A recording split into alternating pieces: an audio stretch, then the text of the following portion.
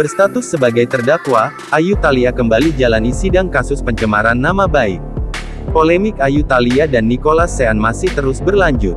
Ayu Thalia yang berstatus sebagai terdakwa kembali menjalani sidang kasus dugaan pencemaran nama baik.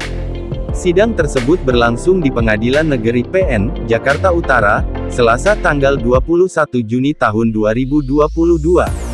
Dikutip dari Kompas.com, agenda sidang kali ini adalah pemeriksaan saksi pelapor. Dua teman Nicholas Sean bernama Jimmy dan Sylvia menjadi saksi. Kedatangan kedua teman putra Ahok itu dipastikan oleh kuasa hukum Nicholas Sean, Junanda Wahid. Iya, ada dua saksi ya. Jimmy sama Sylvia. Mereka hadir.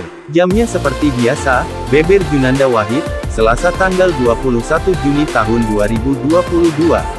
Diketahui, Jimmy disebut-sebut Nicholas Sean saat diperiksa sebagai saksi pelapor pada Selasa tanggal 14 Juni tahun 2022 pekan lalu. Jimmy adalah teman Nicholas Sean yang memiliki informasi terkait hubungan sebenarnya antara Nicholas Sean dan Ayu Thalia. Sudah selesai boy.